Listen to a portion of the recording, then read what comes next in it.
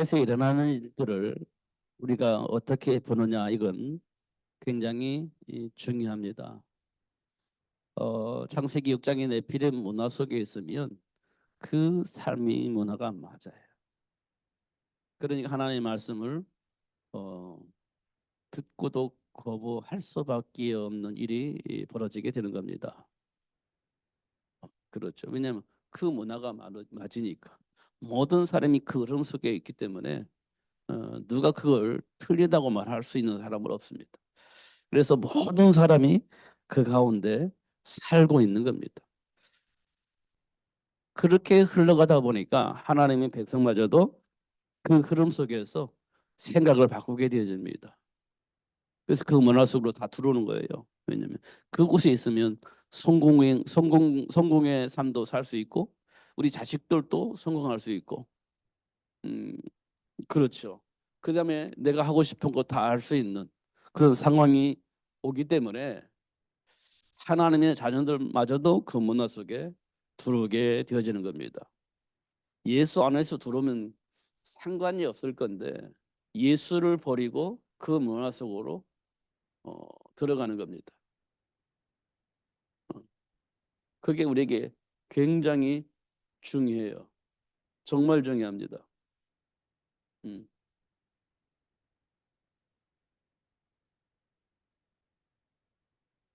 결국은 하나의 말씀을 안 믿어요.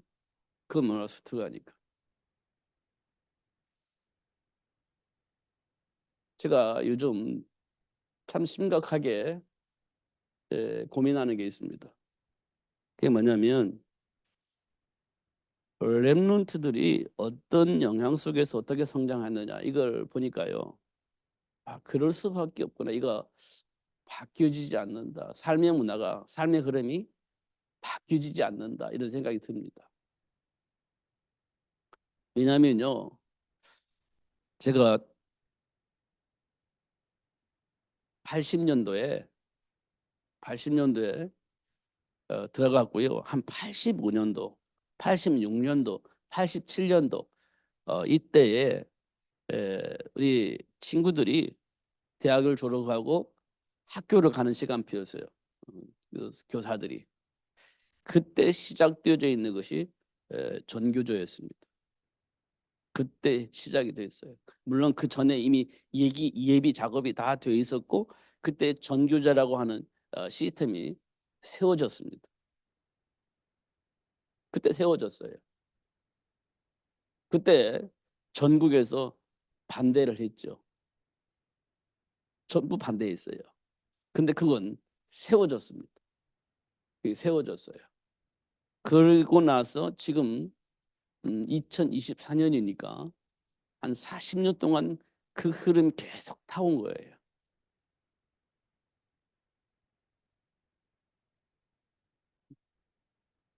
40년 동안 그 흐름을 타고 온 거예요. 그러니까 지금 음, 40대, 50대가 오로지 그 영향받고 성장한 사람들입니다. 그리고 쭉 그 영향 속에 있었습니다. 그렇기 때문에 그 영향 속에서 생각과 삶이 안 바뀌어지는 겁니다. 이미 다 뿌리 내려져 있는 거예요. 그걸 어떤 한마디로 바꿀 수 있느냐? 안 바뀌어집니다. 바뀌어질 수가 없어요. 저는 그래서 이게 렘넌트 운동의 비밀이다. 이렇게 보는 겁니다. 심각하게 생각하고 있는 부분이에요, 사실은. 음. 그럼 우리가 해야 되는데 이게 과연 되겠냐? 그 흐름이 이미 완전히 바뀌었는데 이게 되겠냐 생각을 하잖아요. 그러면 우리가 또 세월이 그만큼 필요한 겁니다. 지금 시작하는 거예요. 포기할 수밖에 없는 상황이지만 도저히 불가능한 것처럼 보이지만 그러면 안 되는 거죠. 그러나 하나님께서 여개베스를 불러서 모세를 준비해라. 이 말을 알아듣고 시작을 했잖아요. 그게 이스라엘 백성들이 애굽에서 해방되어지는 첫걸음이었습니다. 물론 세월이 80년이라는 세월이 흘렀어요. 그러나 그 모세가 준비되었기 때문에 출애굽이라고 하는 큰 복을 받아 누릴 수가 있었죠. 이건 혈과의 싸움이 아닙니다. 영적 싸움이에요. 이거 지금 해야 됩니다. 그럼 렘넌트들이요, 말을 안 듣고 있는 거예요. 그래서 이걸 어떻게 해야 되지? 때때로는요, 야, 정말 어,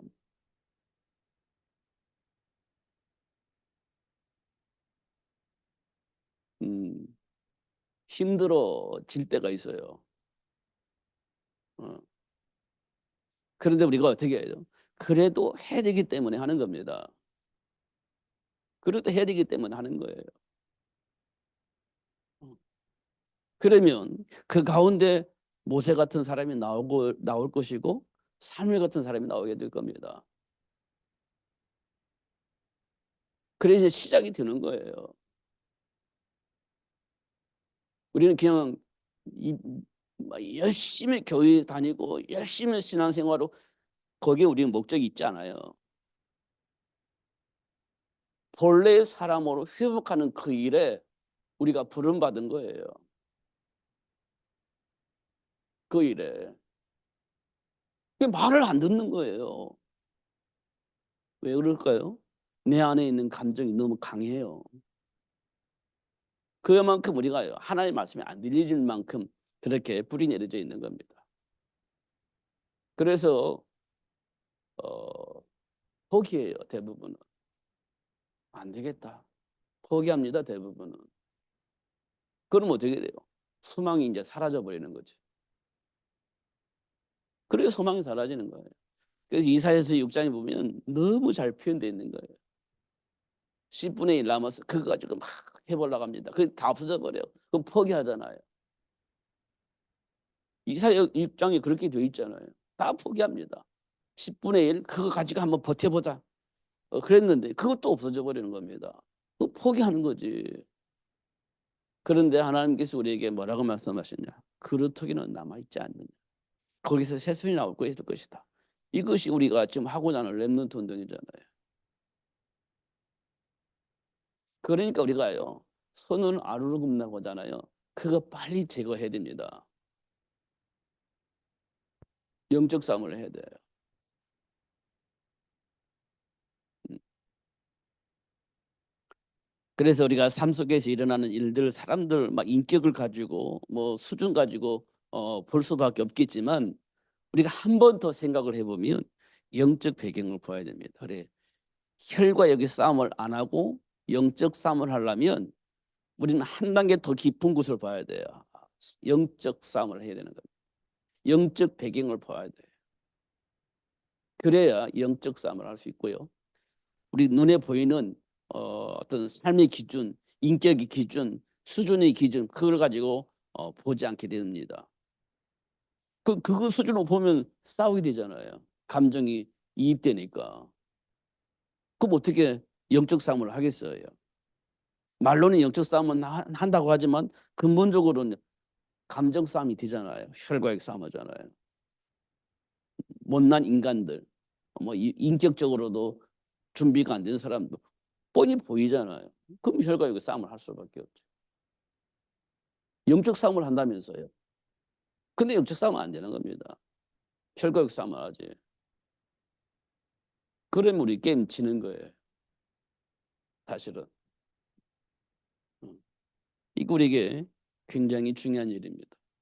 정말 중요한 일이에요. 오늘 본문이 그거예요. 예수님께서 부활하시지 않았다면 우리 믿음은 헛것이란 말. 예수님께서 부활하시지 않다면 우리 삶이 가장 불쌍한 삶이 되는 겁니다. 근데 이 말은 뭐냐? 예수님께서 부활하셨다는 거예요. 예수님께서 오셔서 십자가에 박혀 죽으신 것까지는 좋은데 부활할 거라 사람도 안 믿었지. 부활을 가능하지 않으니까. 사람 죽었다 살아나는 일이 한 번도 없었고 지금도 없을 것이고 장차도 없을 겁니다. 그런 일은 없어요. 그러니까 안 믿지. 근데 예수님께서 부활하셨다는 거예요. 이 말은 뭐냐면 하나님께서 말씀하신 대로 사단의 사망의 권세를 가지고 있는 마귀를 박살내고 거기 묶여 있는 모든 사람 해방시키기 위해서 예수님께서 확실한 증거를 우리에게 보여주셨다. 그걸 보고는 첫 열매라고 얘기를 한 겁니다. 첫 열매다.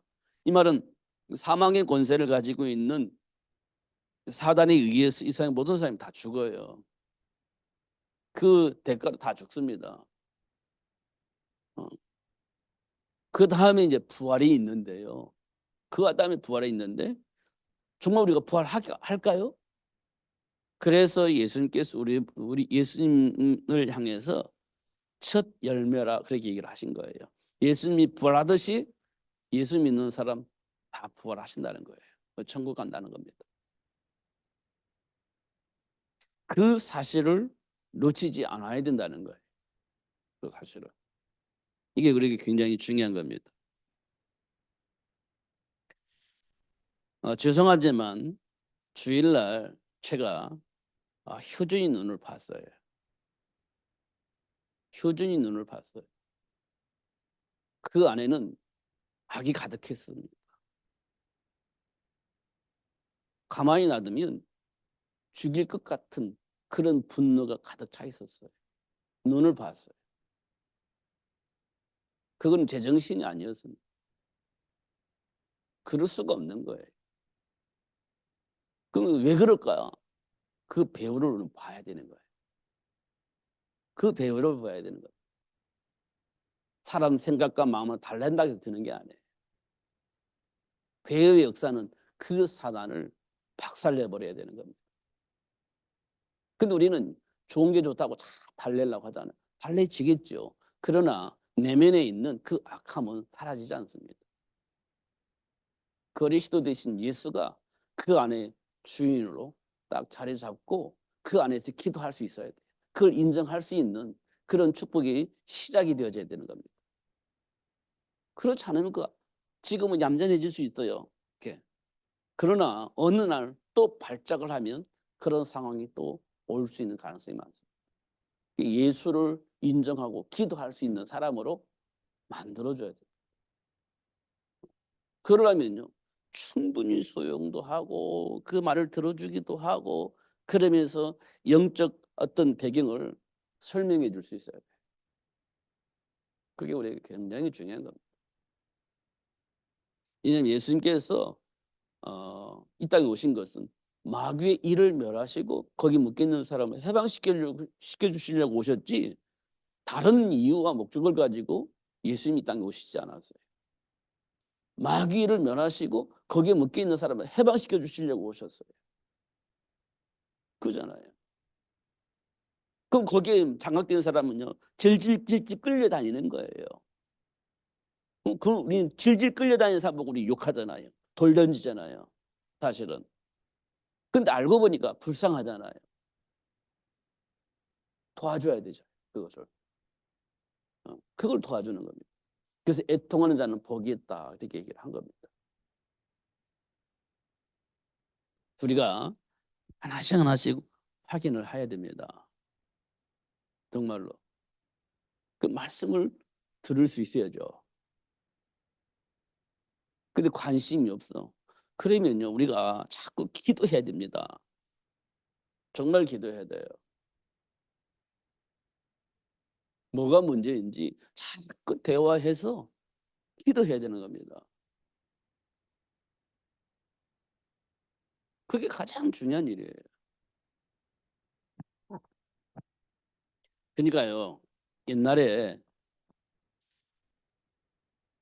이런 말을 많이 했어요. 야, 말귀가 안 들려진다. 귀가 이제 소리가 안 들린다. 이거 소리가 안 들린단 말이야. 내 말을 못 알아듣겠어요. 그럼 어떻게 하냐? 앞으로 와, 앞으로.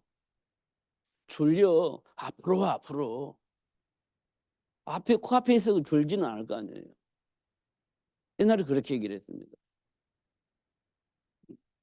생각이 막 혼란스럽고 말을 못 알아듣겠고 졸리고 그 당연히 오게 돼 있는 거거든요. 그러면 정신 차리고 듣고 싶다면 앞으로 와. 그런 얘기했습니다. 물론 그래도 막 힘들고 하면 주는 건 마찬가지지만 그래도 나는 듣고 싶어요라고 욕망이 뭡니까? 앞으로 오는 거예요. 그죠? 그 굉장히 중요한 얘기입니다. 그게 우리 정신 상태라고 표현할 수 있어요. 정신 상태. 나 말씀 듣고 싶은데 나 지금 내 인격으로는 그 안 되니까 인위적으로라도 나는 듣고 싶어요. 앞으로 와버리는 거예요. 음. 그래서 이제 말씀 듣고 싶다는 욕망을 표현을 하는 거지. 그게 중요한 겁니다. 이게요. 창세기 3장 사건이 그거예요. 말을 못 알아들었잖아요. 그 창세기 3장 사건이 그거예요. 우리가 말 못 알아듣잖아요. 그러면요. 분명히 예배드렸는데 현장 나가면 내 맘대로 살아요. 말씀 못 들은 거예요. 그렇잖아요. 이스라엘 백성이 희생제물로 그냥 피를 분쇄제 바르고 해방됐어요. 그 홍해바다 만나니까 홍해바다 만나잖아요. 그러니까 뭐 문수줄 왜 발랐는지 이거 몰라. 그냥 발랐기 때문에 구원받은 건데 그걸 왜 발랐는지 몰라. 그런 겁니다. 지금 우리 신자들이 예수 믿고 예수 영접하고 구원을 받았는데 하나님 자녀가 되긴 됐는데 왜 내가 예수 영접하고 하나님 자녀가 됐는지 몰라. 그러니까 현장에서 문제 오면 어떻게 해야 될지를 모르는 겁니다. 내 분명 하나님 자녀인 건 맞는데 현장에서 문제만 어떻게 해야 될지 모르겠는 거예요. 내가 예수를 왜 영접했는지 모르니까. 뭐 사막에 가니까 물도 없어. 먹을 것도 없어. 내가 왜 예수를 믿지? 이렇게 갈등하는 사람이 참 많습니다. 복을 주니까 너무 감사한데 사막을 만났어. 먹을 것이 없어. 내가 예수를 왜 믿지? 이런 사람이 얼마나 많이 있습니까? 그러다가 사이비 집단으로 빠지고 어떤 뭐 우상 숭배하는 어떤 종교 집단에 빠지기도 하고 그렇게 하지 않습니까? 그 현장에 나 전도하다가 보면 나도 예수 옛날에 많이 믿어봤어. 근데 지금 안 믿는다는 거잖아요. 난 한때 열심히 했던 사람이야. 근데 지금 아니라는 거잖아요. 왜요? 안 믿어지니까. 또 한 가지는요. 교회에서 행하는 꼴을 보니까 나는 그 꼴 보기 싫어서 나는 교회 안 다녀. 이렇게 하는 사람도 있습니다. 목사가, 장로가, 또 어떤 누구가 정말 하는 거 보면, 생각하는 거 보면, 행동하는 거 보면 저 사람이 예수 믿는 사람인가. 저런 사람이라면, 그런 사람이 나는 예수 안 믿을래. 시험 들어서 나간 사람도 많아요. 왜 그럴까요? 왜 믿는지를 못 알아들은 겁니다. 그래서 그런 현상들이 일어난 거예요. 지금도 여전히 그렇습니다. 지금은 더 심각할 겁니다. 사실은. 그런 환경 속에서 우리가 해야 할 일이 뭡니까? 그래도 우리가 이사야 6장 13절에 말한 것처럼 거짓턱이 남아있으니까 그거 세워야 되겠다. 이게 이제 하나님의 소원인 겁니다. 그러니까 우리가 눈여겨서 봐야 돼. 자꾸 대화를 해서 하나님과 소통이 될 수 있도록 만들어야 됩니다. 굉장히 중요한 말이에요.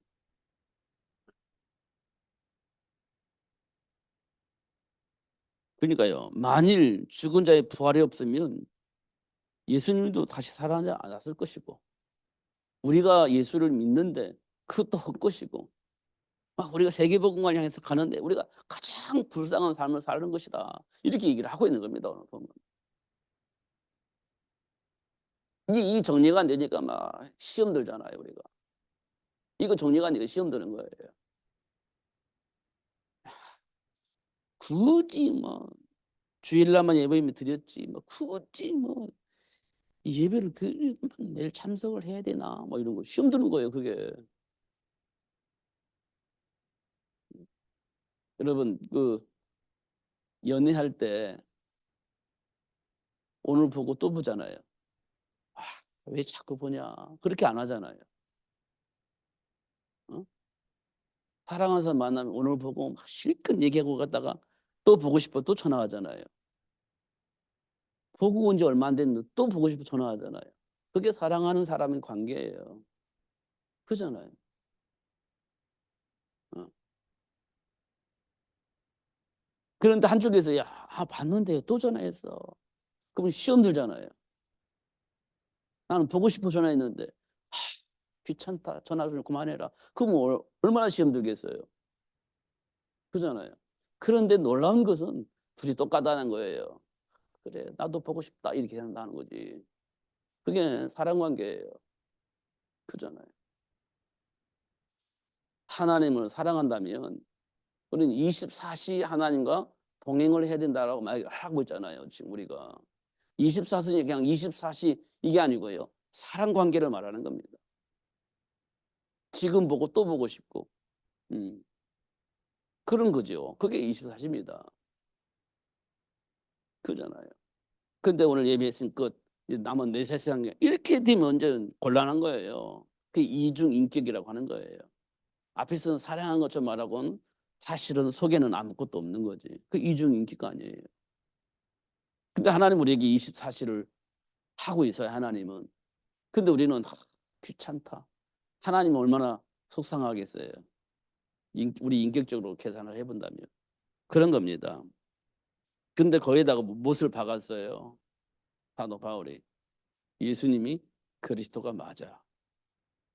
이제 이렇게 몫을 팍 박아놓아 버린 겁니다. 이 말을 못 알아들으면 우리 망하는 거예요. 이 말 못 알아들으면 우리 결국 하나님 주면 복을 누리는데 큰 힘이 들어요. 알아들으면요 복의 근원이 돼요. 말을 알아들으면요 100배의 복을 받아요. 말을 알아들으면 형통한 복을 받아요. 말을 알아들으면 어떻게 돼요? 로마를 복음으로 살릴 수 있어요. 이 세상 마귀를 멸하고 해방시켜 주신 그 그리스도의 능력을 통해서 사람을 치유하고 회복할 수 있는 삶을 누릴 수 있기 때문에 그런 일들이 벌어지는 겁니다. 근데 핵심적인 단어가 이겁니다. 예수 믿는 핵심적인 것.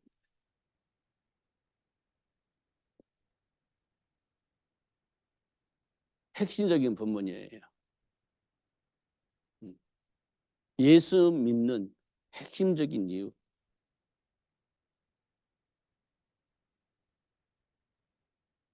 이거예요. 예수 믿는 이유입니다. 사단의 머리를 상하게 할 여자의 후손을 통해서 우리가 해방이 되는 거예요. 여자의 후손. 이게 핵심입니다. 이게 뭐냐? 해방과 자유가 회복되어지는 말이에요. 이 말이 나오기 전까지는 어떤 상황이에요? 사단에게 장악되어 있는 상황이에요. 돌이킬 수 없는 상황이 된 겁니다. 선악과 다 먹었으니까. 하나님의 말씀을 불신하고 떠나버린 거잖아요. 그러면 사단에 딱 장악되어 있는 거예요. 평생 그렇게 살 수밖에 없는 상황이 된 겁니다. 근데 하나님 찾아오셔서 여자의 후손을 약속하셨어요. 이 말은 사단의 올무에 묶여있는 내가 해방된다는 거예요. 해방된다는 겁니다. 이게 요즘 계속 쓰잖아요. 이브리 14장 15절. 사망이 죽음에 대한 두려움 때문에 일생마귀의 종로 하는 거예요. 지금 우리가 이렇게 살고 있는 거예요. 죽음이 두려워서, 실패가 두려워서. 일생마귀의 종로를 하는 겁니다. 지금 우리가 그 모습으로 살고 있는 거예요. 두려워서. 여러분 예수 안 믿으면 막 두렵잖아요. 또 신앙생활을 이상하게 하면 또 두렵잖아요. 여기 있는 거예요. 근데 사실은 해방되어진 겁니다. 해방된 거예요. 뭐 내가 잘못 믿었나? 잘 믿었나? 이건 두려움 때문에 오는 발생이에요. 두려움 때문에 이건 잘못 내가 예수를 믿는데 뭔가 오해하고 있기 때문에 두려움이 생긴 거예요. 해방입니다. 해방시켜 주시려고 약속을 하신 거예요. 중요한 건 지금도 우는 사자처럼 상길자를 잡고 있는 사단이 공격해 오잖아요. 그래서 마귀의 일을 멸하시고 승리할 수 있도록 하기 위해서 여자가 무슨 약속하신 거지. 지금도 세상 신으로 딱 자꾸 우상 숭배하게 만들거나 세상 임금으로 해서 세상 문화를 통해서 하나님을 배격하고 나 자신을 위해서 삶을 살게 만드는 삶의 문화를 만들어 놓은 이 사단의 일을 멸하시고 거기에서 우리를 구원해 주시려고 이 여자의 무슨 약속하신 거잖아요. 근데 우리가 이걸 이 속에 살고 있어요. 지금도 저는 예수 안 믿으면 신앙 뭐 잘못해가지고 야 벌 받겠다 이런 생각은 안 하고 사는 것 같아요. 사실은 생각이 없이 살아서 그런지 모르겠지만, 근데 어떤 사람들 보면 내가 벌을 받았나 봐. 내가 벌을 받았나 봐. 신앙생활을 잘못했더니 벌을 받았나 봐. 옛날에는요 새벽 예배 안 갔더니 벌을 받았나 봐 이런 말도 있었어요. 그거는 정말 해방이 안 된 겁니다. 해방이 안 된 거예요. 물론 새벽에 나서 하는 게 소통하면서 하나님과 동행하면서 하나님 원하시는 그 일을 이룰 수 있다. 이건 너무너무 중요한 거죠. 왜? 성경이 있으니까요. 근데 그거 안 하니까 하는 게 벌 주고 그래서 막 저주 가운데 빠지게 만들고 그런 하나님은 아니시라는 겁니다. 물론 깨닫게 하셔서 돌이키게 하실 것이라는 얘기예요. 그게 존재되어 있는 거죠. 중요한 것은요. 하나님이 우리와 함께 하시기 위해서 여자의 옷을 약속하신 거예요. 이 말은 뭘 의미하는 겁니까? 하나님을 떠나버렸다는 거예요. 하나님 떠나버렸다는 겁니다. 그래서 여자의 후손을 보내주시고 약속하신 거 뭐냐?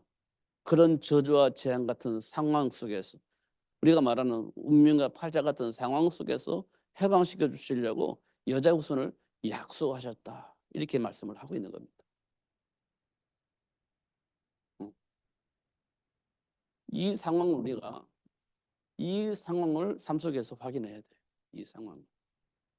지금 내 생각이 어떤 건지, 지금 내게 주어진 축복이 무엇인지 알아야 되는 겁니다. 그러면요 해방이 되어집니다.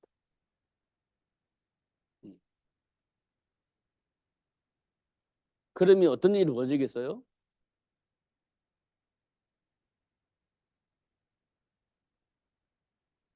준비된 축복을 봐요. 준비된 축복을 볼 수 있습니다. 이걸 보고 우리는 응답이라고 합니다. 준비된 축복을 볼 수 있습니다. 자, 우리가 잘 알고 있는 것처럼 요셉이 하나님께로부터 준비된 복을 받았죠. 그러면 게임 끝이었나요? 아니에요. 이 응답을 요셉이 받았는데 이 응답을 받은 요셉은요 노예로 팔려나갑니다. 이상하잖아요. 응답 받았는데 노예로 팔려나가. 응답 받았는데 누명 속에 감옥에 가요. 그럼 우리가 받은 응답은요 가짜일까요? 진짜일까요? 이게 지금 우리가 정리가 되어야 될 부분이에요. 근데 요셉은 이 응답을 가지고 있었습니다. 그리고 노예로 팔려갔을 때 응답을 가지고 확인을 하는 거예요. 노예로 팔려간 이유를 찾는 거예요. 응답을 줬으니까 응답을 통해서 나를 왜 노예로 가게 했을까? 자꾸 질문하는 겁니다. 응답을 통해서 질문을 하는 겁니다. 이게 막연하게 노예에서 해방시켜 주세요 그게 아니라 응답을 가지고 하나님께서 왜 나를 노예로 삼으셨을까? 왜 나를 누명 쓰고 감옥에 가게 했을까? 응답을 가지고 확인을 하는 거예요. 이게 요셉이요. 아, 그랬구나. 하나님께로부터 답을 얻어요. 그래서 나를 이렇게 노예로 팔게 하셨구나. 아, 그러기 때문에 하나님 나를 감옥에 가게 하셨구나. 응답을 받아요. 그게 결정적인 것이 창세기 45장 5절이에요. 이렇게 응답을 받은 걸 가지고 삶 속에서 일어나는 일들을 점검을 하는 겁니다. 왜 이런 일들이 나에게 일어날까? 분명히 하나님 나 이렇게 하시기로 약속하셨는데 왜 이런 일들이 나에게 일어날까? 도대체 하나님 원하신 게 뭘까? 준비된 축복은 뭘까? 자꾸 확인하는 겁니다. 그럼 응답이 와요. 요셉이 그 복을 받은 겁니다. 그렇잖아요. 이게 준비된 축복이 보여요. 그렇게 하는 겁니다. 성경에 보니까 많아요. 다윗도 있고 다니엘과 새 친구들도 있고 많습니다. 그렇잖아요. 많아요. 자꾸 물어보는 겁니다. 그래서 어떻게 해요? 여자의 후손이 내 인생의 답이 되어지는 겁니다. 이런 것도 우리가 확인할 수 있죠. 음.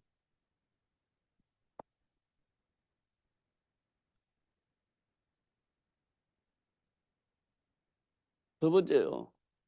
예수님께서 왜 여자의 후손 약속하셨냐면 우리와 함께 하시려고. 우리와 함께 하시려고 하나님은 아담과 하와에게 여자의 후손을 약속을 하신 겁니다. 우리와 함께 하시려고. 이걸 우리 임마누엘이라고 하잖아요. 임마누엘. 그래서 우리가 보면요. 하나님 우리와 항상 함께 하십니다. 하나님 우리와 항상 함께 하셔요. 항상. 사실은 한 번도 떠난 적이 없어요. 하나님은. 한 번 떠난 적이 없어요.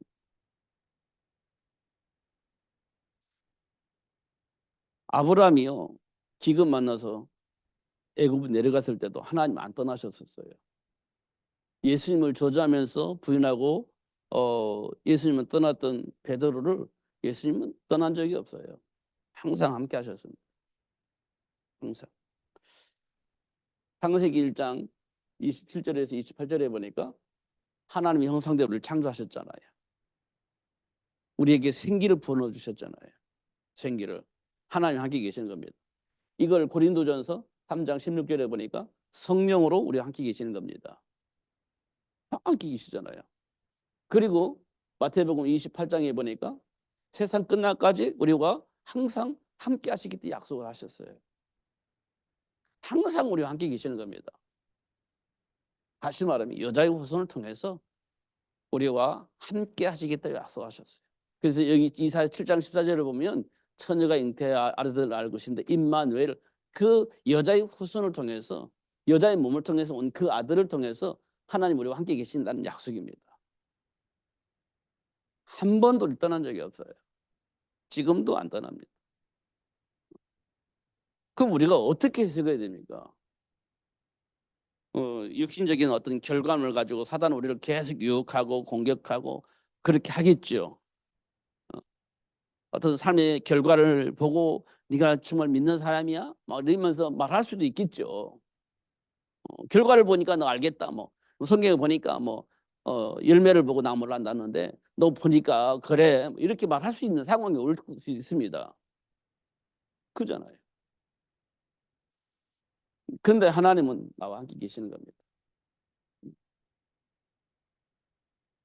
이거 이제 우리가 기억을 해야 됩니다. 그러면요, 이게 이제 안 믿는 사람은 이거 이제 무슨 말인지 못 알아듣겠지만 믿는 사람은 알아들어요. 믿는 사람은. 그럼 뭐가 보여요?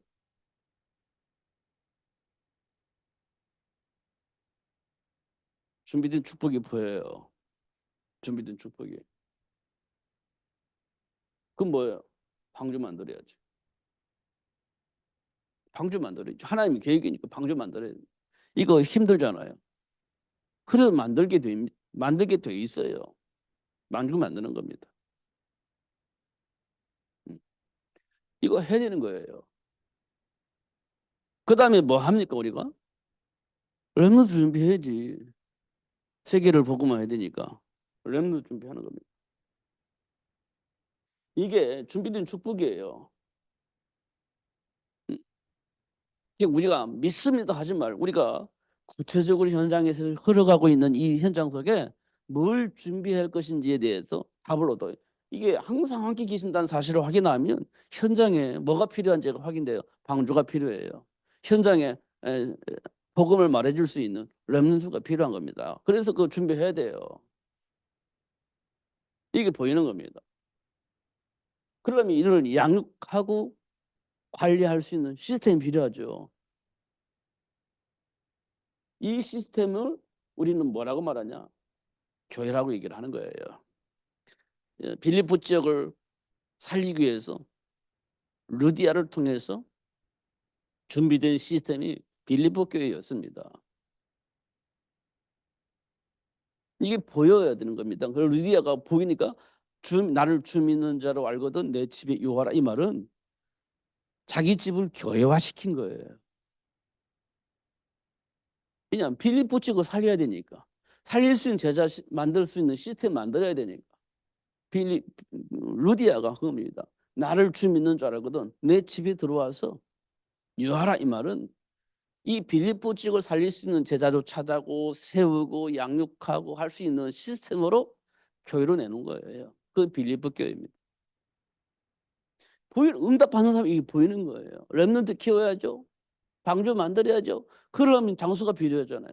그러면 루디아가 내 집에 들어오세요. 이게 된 거예요. 이게 뭐냐? 하나님이 함께 계시는 겁니다. 우리가 늘 확인을 해야 돼요. 늘. 마태복음 1장 21절입니다. 이게 지금 말씀이 성취되어지는 시간표 속에 오는 거예요. 마태복음 1장 21절에 누가 나타나죠? 동정녀 마리아.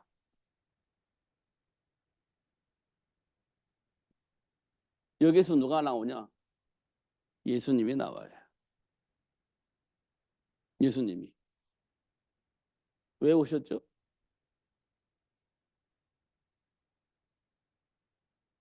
예수님이 땅에 자기 백성이 가지고 있는 그들의 죄 문제를 해결해 주기 위해서입니다.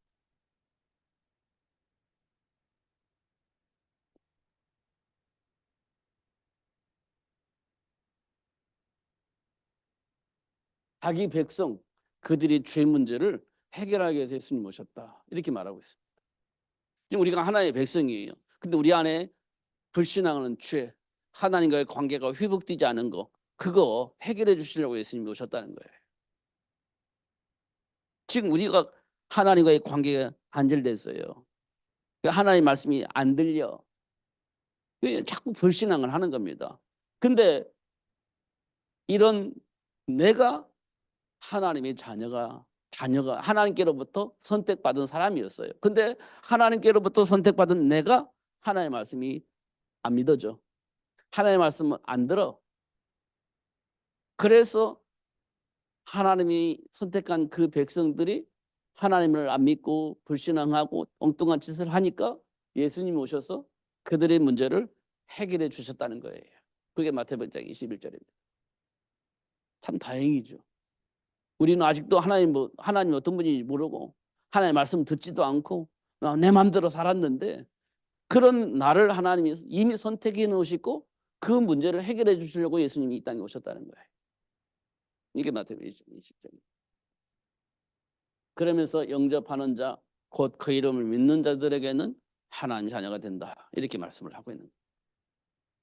그렇기 때문에 예수 이름으로 기도하면 무엇이든지 응답하신다. 이렇게 약속을 하셨어요. 그래도 다 돼 있는 거죠, 이미. 그래서 예수님께서 사도행전 1장 8절에 성령이 임하면 권능을 받고 땅 끝까지 이르러 내 증인이 되리라 하시니라. 이게 다 끝나버린 겁니다. 그러면서 마태복음 28장에 16절에 20절에 보니까 너희는 가서 모든 민족을 제자로 삼아. 마가복음 16장 15절에서 20절에 보니까 너희는 온천을 다니면서 만민에게 이 복음을 증거해라. 이렇게 얘기를 하고 있습니다. 다 끝난 문제예요, 사실은. 예수님께서 십자가에 박혀 죽으시고 3년 만에 부활하심으로써 우리들의 모든 문제 다 끝난 겁니다. 이게 굉장히 중요한 겁니다. 만약 이게 정리가 안 된다면 우리가 속히 정리를 해야 돼요. 내 감정 속에서 정리를 해야 돼요. 내 개인적으로도 정리를 해야 돼요. 내가 보는 시각도 정리를 해야 돼요. 내가 가지고 있는 어떤 기준도 정리를 해야 돼요. 복음 안에서. 굉장히 중요한 겁니다. 그러면요.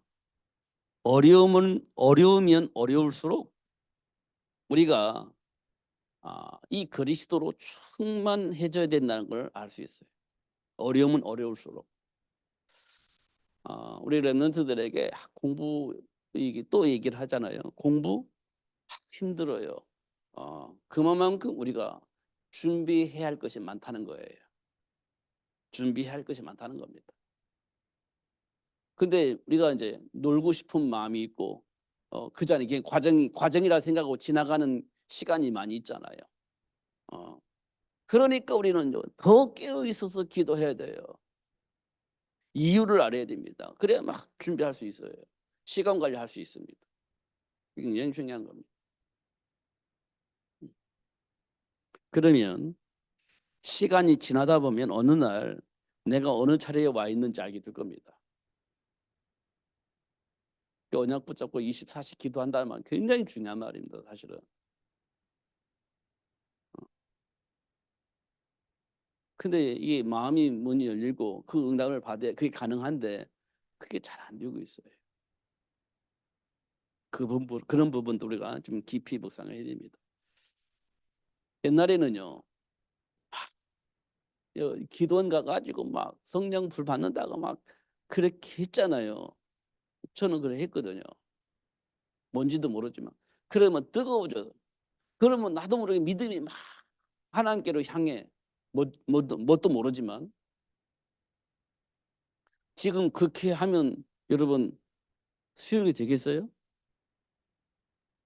좀 어려울 겁니다. 요즘 기도 가는 사람 많이 있거든요. 사실은 지금도. 근데 그 속에 가보세요. 정말 미칠 겁니다. 근데 그 사람 그렇게 해야만이 하나님과의 관계가 회복되어지고 뜨거워지는 겁니다. 믿음이 회복되어지고 그렇게 해야 살아날 수 있어요. 이렇게 생각하고 하는 겁니다. 근데 우리는요. 그런 감정도 있어야 되거든요. 사실은. 하나님을 사랑하는 마음, 하나님을 향하는 마음, 하나님과 소통하는 마음 있어야 되지. 그래서 막 뜨겁게 우리가 하나님을 사랑하고 그 하나님을 뜨겁게 찬송하고 이렇게 해야 되는데 우리 없잖아요. 그거예요. 마음이 없으니까. 중심이 없으니까. 근데 사실 그게 필요한데. 그잖아요. 우리 찬송하는데 그 찬송가 가사 내용이 뭔지 알고 찬송합니까? 안 하잖아요. 제가 주일날 찬송하는 거 보면요. 다 자기 할 짓 다 하면서 그냥 찬송하는 것 같아요. 그 무슨 찬송입니까? 자기 할 것 다 해. 노래 찬송을 하는지 안 하는지 모르겠어요. 그냥 입은 딸싹딸싹 하는데 자기 할 짓 다 해요. 신경 다 쓰고. 그 찬송 저는 그렇게 찬송을 안 합니다. 우리 집중해서 그러니까 예배 전에 이 말을 그러잖아요. 예배 전은 30분 전에 와서 준비해라. 그렇게 해야 하나님께 집중해서 예배할 수 있다. 이런 얘기를 하는 거예요. 근데 전혀 준비 안 하고 있으니까 이제 와가지고 막 준비하는 거예요. 막 언제 와서 준비하는 거예요. 막 하다가 화장실도 빨리 갔다 와야 되고, 물도 마시고 있으니까 또 물도 마셔야 되고, 또 막 이렇게 뭐 해야 되니까 막 이런 것도 충분해야 되고 그렇게 하는 거예요. 근데 그 시간에 찬양하는데 찬양이 되겠어요? 안 되죠. 말씀 들려지겠어요? 안 들리죠. 이런 것도 우리가 좀 보는 겁니다. 그만큼 예배가 중요한데 그 예배를 실패하게 만드는 거예요. 사단이. 거기에 우리가 준비가 전혀 안 되고 있는 거죠. 이런 부분들을 확인한다면 기도해야죠. 내가 정말 예배를 해야 되겠다. 음. 근데 지금까지는 그냥 형식적으로 땡 치면 오면 되는 거니까. 좀 곤란하죠. 헐레벌떡 오니까 준비가 잘 안 돼요. 이런 부분도 우리가 확인할 수가 있습니다. 그래서 매 순간순간 하나씩 하나씩 정리해 나가는 거 굉장히 중요한 부분입니다. 물론 안 되어질 때도 있고 그렇습니다. 그렇다고 해서 우리가 중심을 깨트릴 필요는 없어요. 그래도 중심을 가지고 하나님께 예배한다면 하나님 받으시는 거니까. 그렇게 준비를 하시면 참 좋겠다. 그러면 하나님께로부터 약속된 축복도 확인할 수 있고 현장에서 약속하신 그 복이 나의 삶 속에 들어와서 열매가 되어지게 하시는 하나님의 역사도 체험하게 되어질 것입니다. 그 복을 놓치지 않고 누리는 여러분 되시기를 예수님으로 축복합니다. 기도하겠습니다. 살아계신 하나님 아버지 감사합니다. 오늘도 최고의 복을 주시고 또 알게 해주시고 또 누릴 수 있도록 역사하시는 하나님을 알게 해주시니 감사합니다. 땅끝까지 이르러 증인이 되어지도록 축복하시는 그 하나님의 역사를 우리에게 알게 하시고 또 누릴 수 있도록 축복해 주셨사오니 이젠 놓치지 않고 누릴 수 있도록 성령으로 충만케 하여 주옵소서. 말씀을 통해서 기도할 때 또 하나님께서 주시는 응답을 통해서 주어진 복을 알게 하시고 그 안에 준비된 복을 선택하며 살 수 있도록 축복해 주옵소서. 예수님 이름으로 기도하옵나이다. 아멘.